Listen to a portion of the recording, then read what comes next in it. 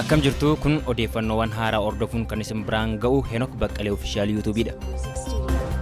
Afgaanistaan keessatti lakkoofsi lammiilee ajjeefamanii fi miidhamanii kan bara darbeen yoo wal bira qabamu garmalee dabalee jira jedhe dhaabbanni mootummoota gamtoomanii UN. Gabaasa haaraa UN baase akka mul'isutti bara kana keessa qofa hanga ammaatti namoonni ajjeefaman 1,100 caalu. Kun immoo kan bara darbeen wal bira qabamee yommuu ilaalamu 47 dabaluu agarsiisa jedha gabaasichi. Lakkoofsi kun ammallee kana caalaa dabaluu danda'a kan jedhu sodaan qaba jedha UN.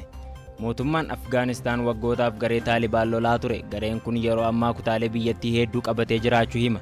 Biyyoonni addunyaa garaagaraa ergama nageenyaa eegsisuuf jecha waggoota 20 darbaniif loltoota isaanii gara Afgaanistaan ergaa turan ammoo tibba kana heddumminaan ba'aniiru. Loltoonni idil addunyaa biyyattii gadi lakkisanii ba'uun garee Taalibaan walabummaan socho'ee kutaalee hedduu akka qabatu haala mijeesse. UN bara 2009 irraa eegalee namoota miidhamanii fi ajjeefaman galmeessaa kan jiru waggaa ta'u gabaasni bara kanaa ajjeechaan kun kan bara hundaayyuu caalaa akkaan akka dabale mul'iseera. Akka gabaasa UN'tti hidhattoonni mootummaadhaan lolan ajjeechaa lammiilee nagaa irratti raawwatame keessaa harka 64 qooddatu.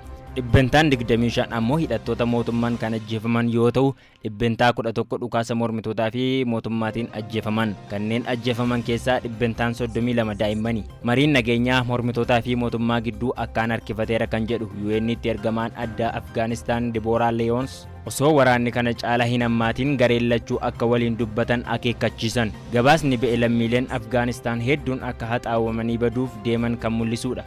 Waraanni adeemaa jiru hin dhaabbatu taanaan bara kana lammiileen hedduun ni dhumu. Gareen Taalibaan wayita bara 2001 mootummaan United States of America Afgaanistaanii weerare aangoorraa ari'ame. Bara kana pirezidentiin USA Joe Biden loltoonni isaanii hanga fulbaana dhufuutti Afgaanistaaniin gadi lakkisanii ni ba'u jechuun ibsaniiru. Ajajaan waraanaa Jeneraal Kenneth humni waraanaa biyyi isaanii haleellaa qilleensarraan loltoota mootummaa Afgaanistaan akka deeggaru dubbatan. Taalibaan ni mo'ata jechuun waan hin yaadamnedha jedhan. Hagayya 31 booda loltoonni isaanii Afgaanistaan gadhiisanii guutummaatti ni ba'u kan jedhu irratti immoo homaa tokko hin dubbanne. Torbe darbee loltoonni USA qilleensarraan naannoo warri Taalibaan jiran haleeluu eegalan. Qondaaltonni Afgaanistaan erga gareen Taalibaan lafa qabiyyee saba bal'ifachuu eegalee as sa'aatii